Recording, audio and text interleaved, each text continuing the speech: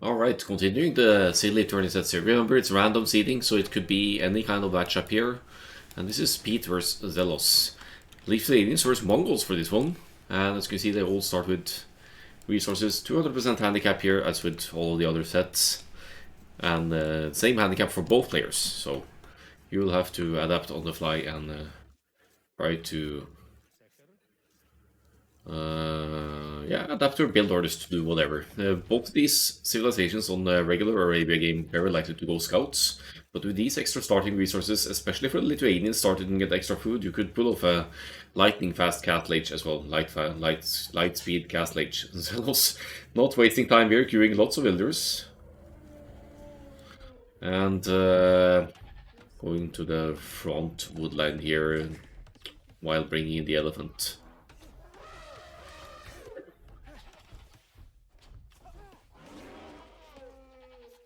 Oh, your brother was in Oslo, Akkal-AOE.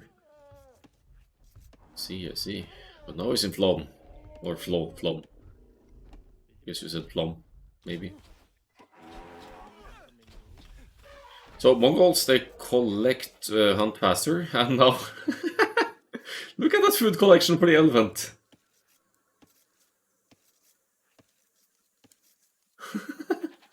40% faster for Mongols is just ridiculous. And it's bringing in the second elephant already, because this one is about to deplete.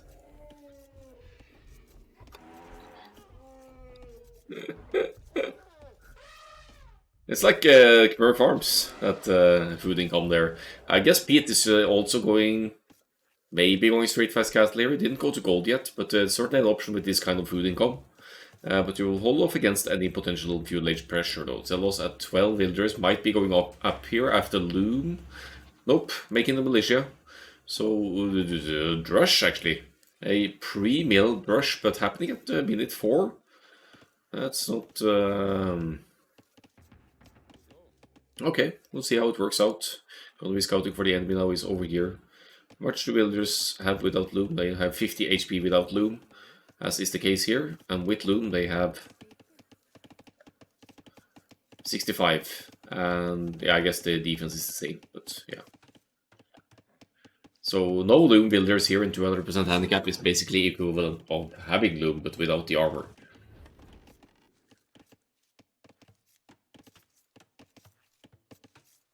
Yeah, almost Spanish villagers. Imagine supremacy with this Loom as well. Could be an interesting meme play. 200 Spanish villagers.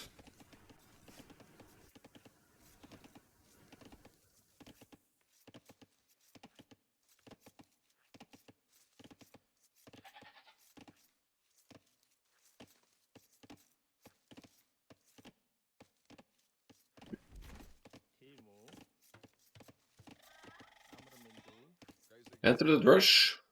Actually, it's Men at Arms probably, since it's feudal age is in here. Could definitely justify the Men at Arms at this point, even if it's yeah, how many is 5 total? Where are the other 2? Over here. All right, 5 militia. No gold investment yet for Xellos here. And enter the Men at Arms. Okay, Men at Arms kicking in at 6.5 minutes or the 7th minute. Still not bad.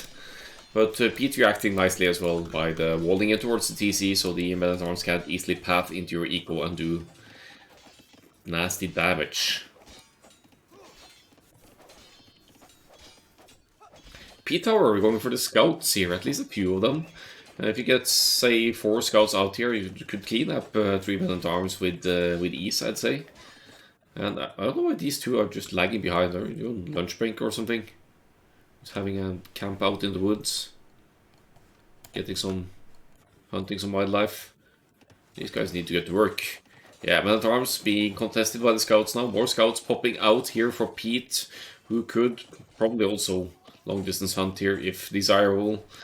Hey, full feudal age game here. I like that.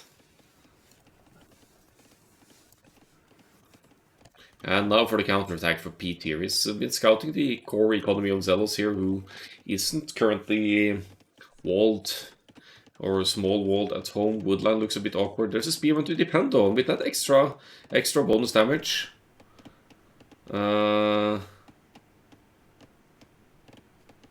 Shouldn't be too bad. Does this show the handicap stats actually? Because if it's 30 bonus damage against cavalry, that should two-shot a scout, almost two-shot a scout with bloodlines, two-shot a generic scout, no bloodlines.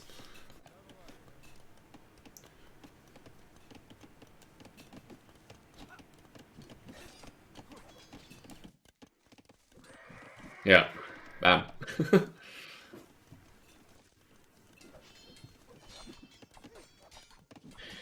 Yeah, so Pete can't exactly fight Spearmen here with these scouts. They're weak as well, but the Spearmen have, if I understood correctly now, he actually has, yeah, 30 bonus damage against cavalry, 24 against camels, 18 against fishing ships, funnily enough, and yeah, lots of bonus damage.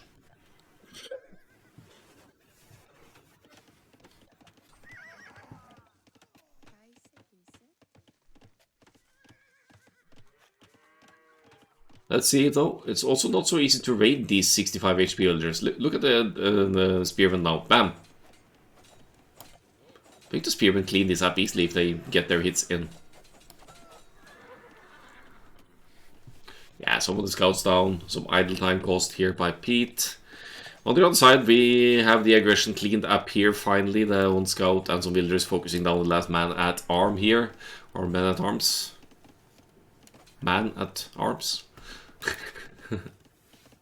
And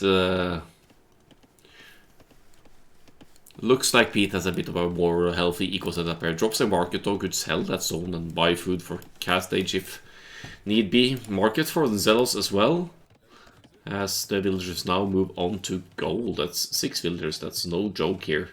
With the resource income we have for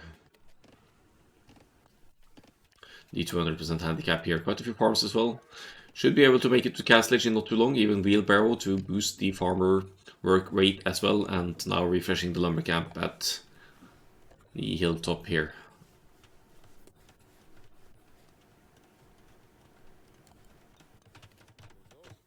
Yeah, it's good spear defense here, especially as long as Pete still goes scouts.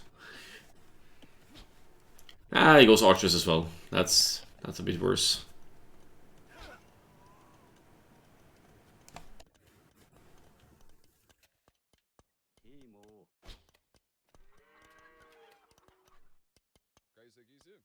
Seems like a more balanced game, yeah.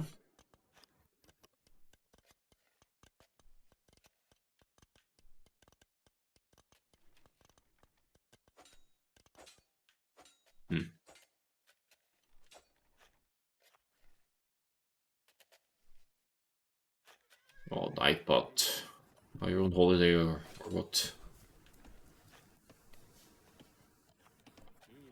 Xellos is in the 1500s at least, but I think Pete is higher. I might be wrong though. I might be wrong. Scouts now focusing down the skirmishers. 15 bonus attack against monks. By the looks of it. Ah, Pete 1600s, okay. So this should be a fairly even matchup then.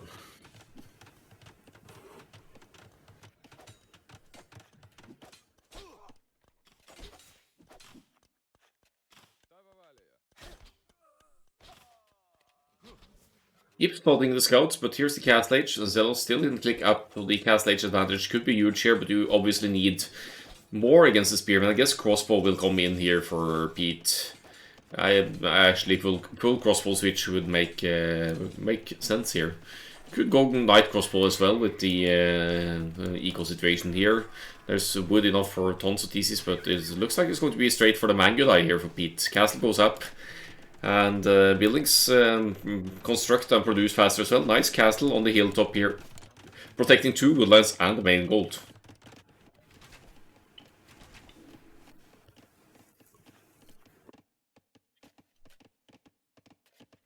Oh, good day, one. Dennis in the chat. Handicap tournament indeed. Except it's not really handicap though when it applies to both players. So, which leaves us with the name Silly Tourney. Because if I'd named it handicap turn, it would imply that one player gets a handicap. But in fact, they all get the same advantages here. Look at that spearman bonus damage though, look at that! Just eating that knight for Lunch. Right there. Mangudai are out.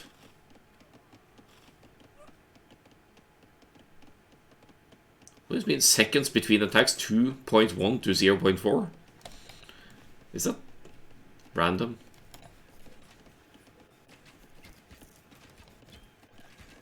Giving handicap by buffing player.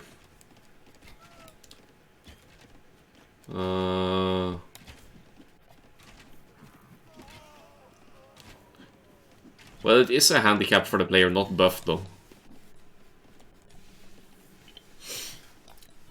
But I'd love to be able to see a negative handicap as well, like 50% or something. Would make an interesting challenge.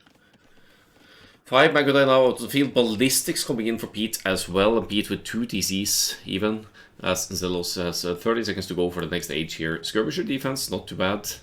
Against the Magodai, of course. At least not in small numbers like this, but Bodkin, Arrow, and First Defense is in here. Bloodlines in, of course, as well. Because Pete has been making scouts and knights before the Magodai here. Succeeds in idling some economy here, but the worker efficiency is surprisingly similar here.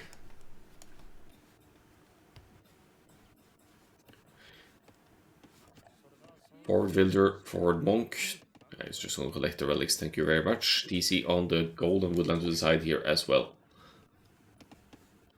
Skirmishers are out, but they only have Fletching, they don't have Bodkin yet, so actually these Magodai could contest that if they feel like it. And Magodai Mass, as we know, is deadly, as ever.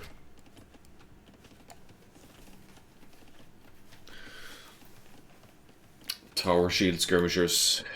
Yeah, with what castle? There's no stone for a castle here.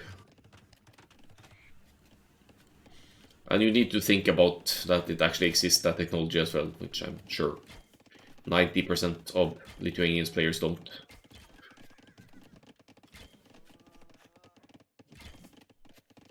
But it's an option. It is an option. I think the units move more quickly as well with the handicap, maybe. Let's see. Maybe not. Maybe not. Yes, we need a castle and Imperial Age. Good luck with that. Tower defense, not hating that though. Good approaches by Xellos here. Just hiding a skirmisher up in the corner here, but now falling subject to Mangonel and Mangudai pressure.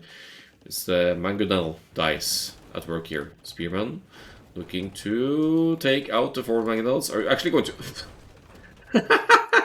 Oh!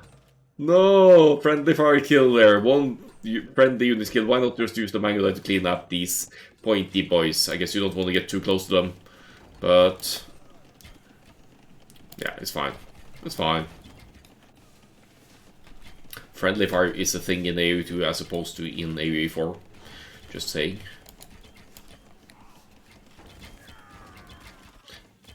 So Mangonels are deadly to yourself as well, and not only to the opponent. 14 Mangolai, I'm counting, still only one castle producing, but it probably produces rather quickly as well. Almost. Again, it feels like I'm fast forwarding here, they're producing so quickly. Why no more archery range? Good question.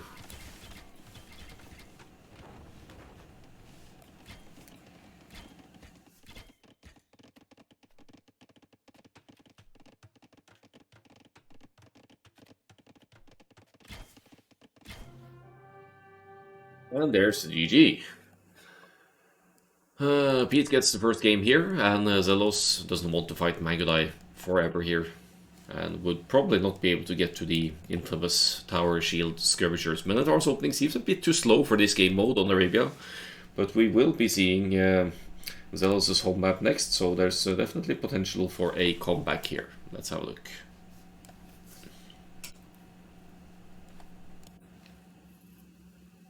Elite Skirm did get in the end though.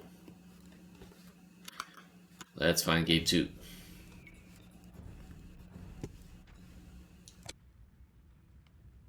Socotra! It is. Xellos picking one of the famous clown maps of Socotra here, and we have Goths versus Malay. A reminder that this is 200% handicap for all players, so they start with more resources, It's not allowed to lane boar or elephant in this tournament, because I think that would be too much of a food boost for whoever does that if they successfully lane. You could still kill or hunt opponents' ostriches, you could wall in resources, play standard Socotra lane pest otherwise, but you're not allowed to steal the elephant. No early barracks for this one as opposed to the Lithuanians mirror we had for a previous set here. Is she gonna go forward and lame the enemy hunt? Oops, scout. Dangerous scout here is defined.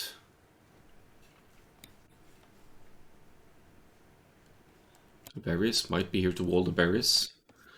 And it's funny enough, it should be easier to lane on this Socotra with the early loom builders because they have such beastly HP.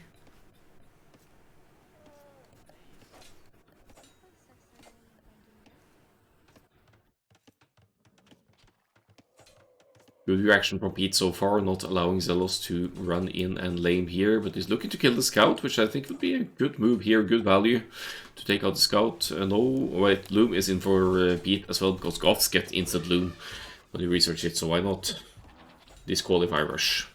Nah. I don't think I would consider blocking the elephant laming, blocking the... It's more like stealing it for the benefit of food is laming. Blocking the lure or delaying the lure, I wouldn't say so.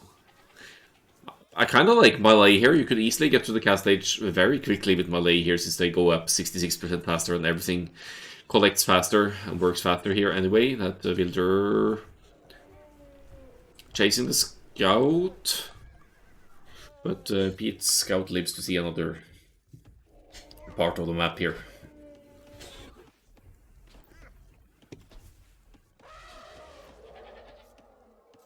So this is home map for Xellos after losing the first game. Enter the barracks for the blue player. And with the Goths, that could mean the men-at-arms here. 3 on wood, none on gold for now, but to still have the Goths infantry discount and men-at-arms should be easily affordable here.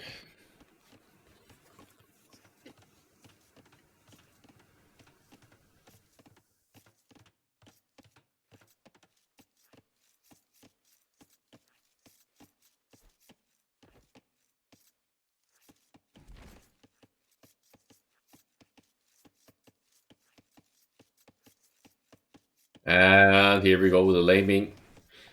Stole the sheep as well, by the looks of it, or maybe it's just sheep scouting, I don't know.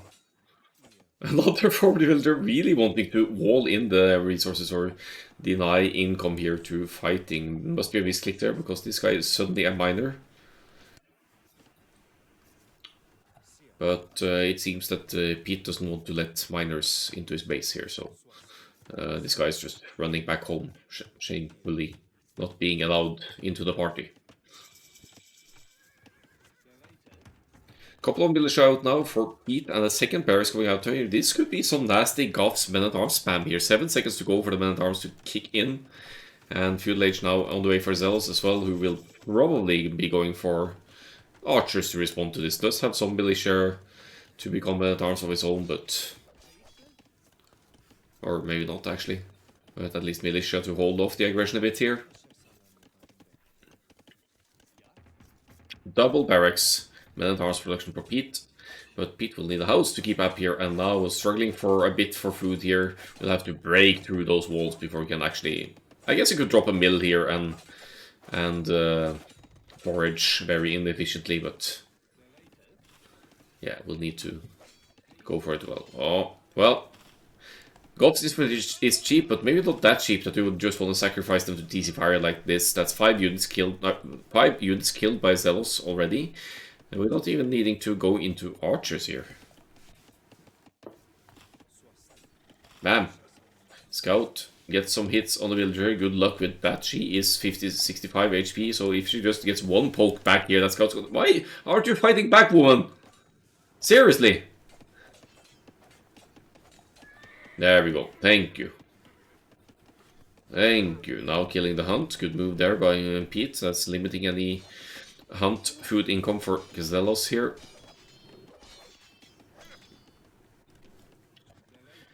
Maybe Pete changed his name, I don't know.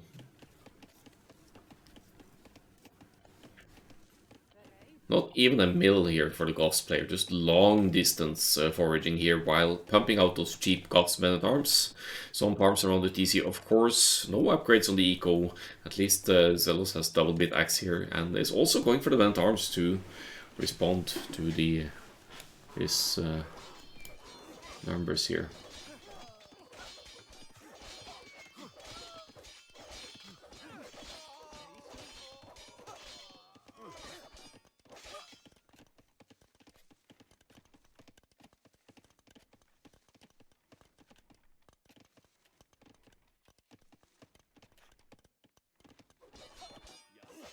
Full on men-at-arms here.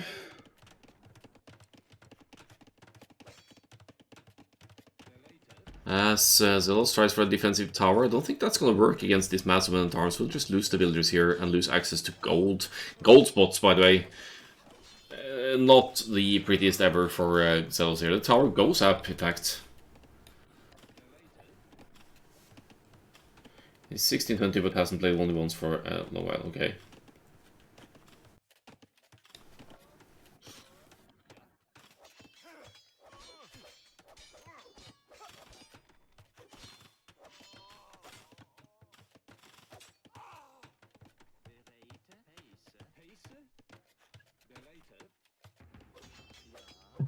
Not that tower. Walling in the tower. Now, okay, so this is men-at-arms into men-at-arms and towers here. That is, take notes. Take notes.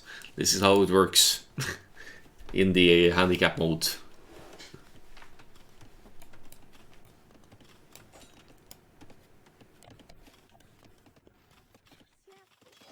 Oh, so annoying to be up against those Goths here. Yeah, I know you do it in normal modes. It's only one builder building these towers, and he's getting away with it because there's so much army to protect it. Swordsman boys. In that beautiful box formation right there.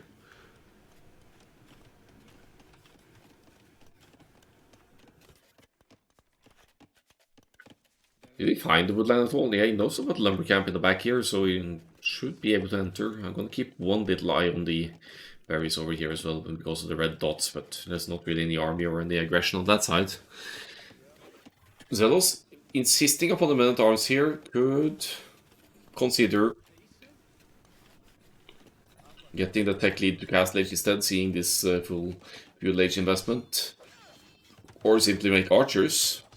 But, okay, off goes the woodland. That's all of the wielders of wood for Xellos, in fact, and didn't really relocate. Counter-attacking with men-at-arms, let's see that. Going for the production buildings here, that's going to take a while.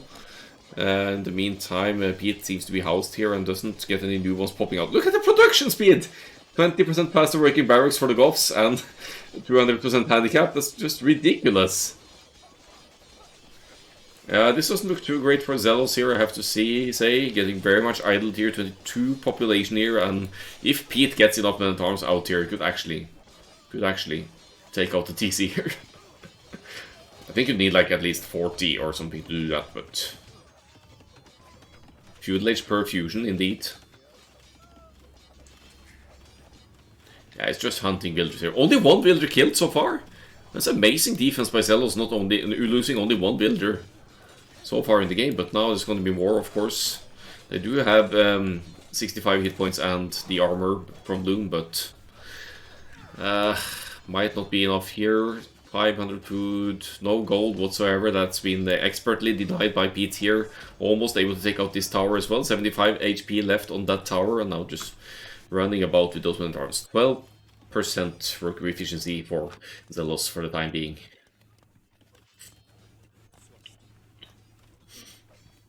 Lots of farms, so I'm not discounting any earlier in Castle Age for Xellos here still. Crossbows should be able to deal with Goths men-at-arms spam in the Feudal Age, but once the Castle Age is in, if the Goths get the castle up, that's game over for your archers. So maybe that's why Xellos goes for the men-at-arms upgrade sooner rather than later to fight this as well, because eventually you'll need the champions against the Goths. Or in Malay case, the two-handed swordsman.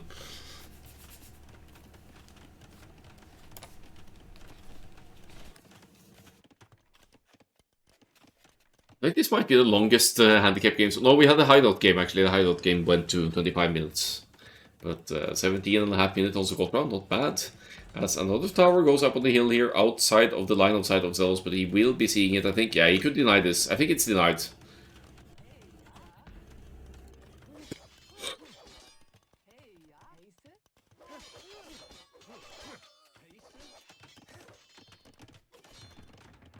The production!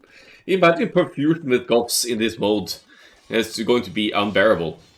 This is just 20% Goths civilization bonus speed, and then the 200% handicap on top of that.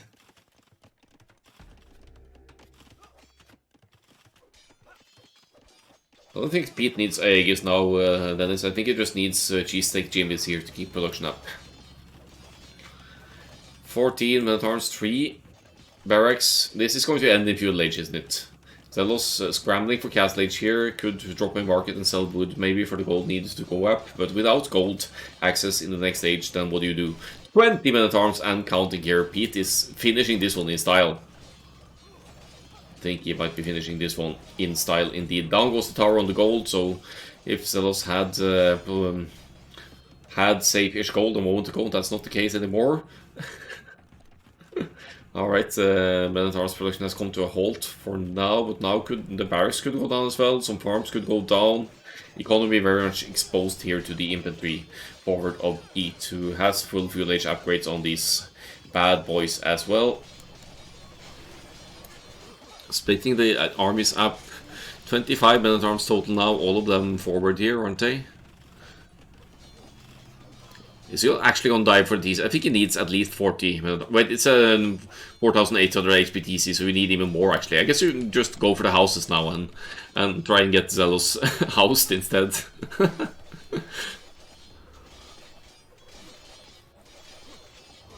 Free Goths arson. Well, yeah.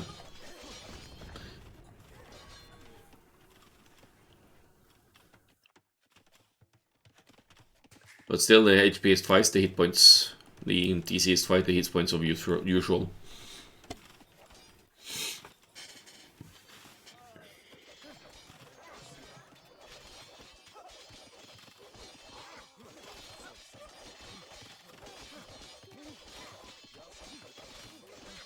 Xellos could actually trap the men-at-arms here now, I think. At least this farm. Delete this one, build a stone gate and a house.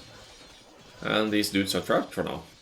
I'm not sure what that's going to accomplish though. Pete really wants to stop Xellos from trading here. Could sell the food here for gold from cast stage, but has to fight the armies of course as well. As the market, the pillar of Xellos' economy, at least for gold, has been dealt with. That's the GG, and Pete takes the 2-0.